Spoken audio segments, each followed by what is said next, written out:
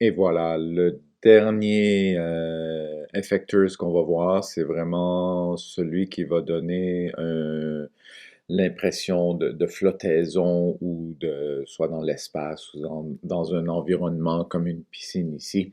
C'est le Beyond Sea Effector 2D. Alors donc, il est relativement simple comment il fonctionne. Alors, si on regarde, bon, en ce moment, l'eau n'a aucun effet dessus. Alors, si je me promène, si je tombe, ben, je frappe le collider, tout simplement. Alors donc, ce que je vais faire, c'est je vais choisir l'eau comme telle et je vais lui donner le fameux Beyoncé Effector 2D. Alors, encore une fois, comme les autres, lui, il me demande de paramétrer le collider avec un effector. Et si vous voyez encore une fois, celui-ci veut absolument que j'active aussi le trigger.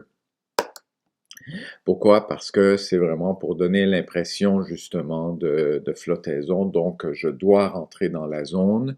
Et si je regarde tout simplement comme tel, si je fais un test en fait, tout simplement, mais on va voir ce que ça donne. Pas grand-chose. Pourquoi? Parce que avec les valeurs par défaut, le personnage a un certain poids, etc. Donc, je dois réajuster certaines choses. Alors, dans le Beyoncé, une des premières choses que je vois, c'est la densité. C'est vraiment comme la densité de l'atmosphère, de l'eau dans lequel le personnage peut se retrouver. Alors donc, exagérons-le, mettons-le à, je sais pas moi, ben, peut-être pas trop exagéré, là, mais je vais le mettre à 10 et on va voir ce que ça va donner. Et déjà, on voit qu'il n'est pas allé jusqu'au fond, il y a une certaine densité et il y a eu comme un petit rebondi. Évidemment, le rebondi s'est fait au centre de cette plage en ce moment. Moi, ce que je veux, c'est justement, c'est de pouvoir le garder la tête hors l'eau. Sinon, le jeu se terminerait tout de suite, évidemment. Alors, si on regarde dans la fenêtre scène et une fois que l'eau est sélectionnée, on voit la petite ligne verte ou turquoise au centre. Ça équivaut au point de registre de cet élément-là. Donc, toute cette flottaison-là se fait autour de ce point de registre-là. Alors donc, moi, ce que je vais faire, c'est je vais jouer sur la surface level qui va remonter en fait la surface de l'eau. Alors, je vais la remonter et tout ça va toujours être relatif au point de registre de l'élément en question. Là, ici, c'est le personnage, mais ça pourrait être des blocs, ça pourrait être autre chose que je lance dans l'eau. Alors, ce serait relatif à leur propre point de registre. Alors, je vais monter la surface un peu en haut de l'eau comme telle. Pourquoi? Parce que le personnage a son point de registre au bas à ses pieds. Alors donc, on va voir ce que ça donne. Mais ça, c'est des trucs que vous pouvez réajuster au besoin, là. C'est pas très grave. Et là, bon, il flotte un peu trop. Je vais le baisser un petit peu. Tiens, il faut que je le garde vivant, mon personnage. Alors donc, voilà. Et il peut quand même, éventuellement, ce que j'aurais pu faire, c'est de créer une animation de nage au même titre que j'ai une animation de course, de saut, de mort.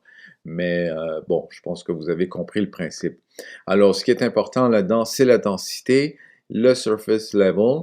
Et bon, vous pouvez encore une fois jouer sur le linear drag. Par exemple, si j'enlève totalement linear drag, mais il va se promener pas mal plus rapidement. Alors encore une fois, on revient aux épices que je vous parlais, c'est d'en mettre plus ici, moins là, etc.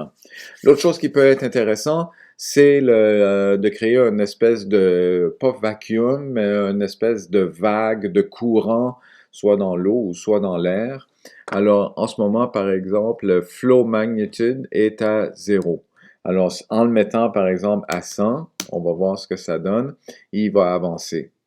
Si je le mets, par exemple, à moins 200, ben là, il va reculer. Alors donc ça, c'est quelque chose qui peut être intéressant. On a l'angle encore une fois. Rappelez-vous, l'angle, c'est dans le sens contraire des aiguilles d'une montre. Alors, au même titre que je pourrais l'avoir à 90 degrés, là, si je le mets à 90, il va descendre.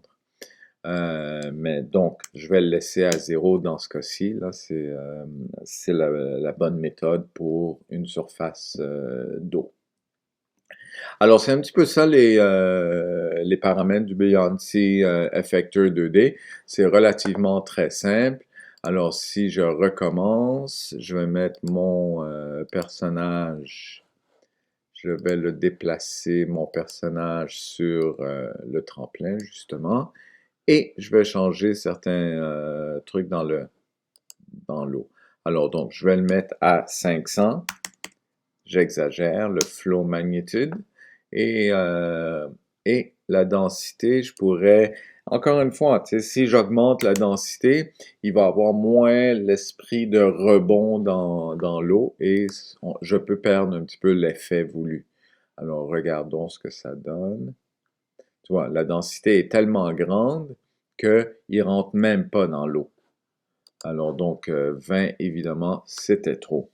Moi, j'aime bien autour de 5, 6. Et on va voir ce que ça donne. Voilà. Et là, j'ai beau m'en aller de l'autre côté, je reviens, je suis repoussé par le courant. Je peux sauter, mais je sors. Je m'en vais me frapper contre le mur. Alors donc, encore une fois, c'est des trucs sur lesquels vous pouvez jouer, mettre plus, intensifier la densité, la vitesse, la masse, etc. Jouer aussi avec le rigid body du personnage, peut-être pour avoir certains effets. Alors voilà, c'était un petit peu les effecteurs. Merci et bonne journée.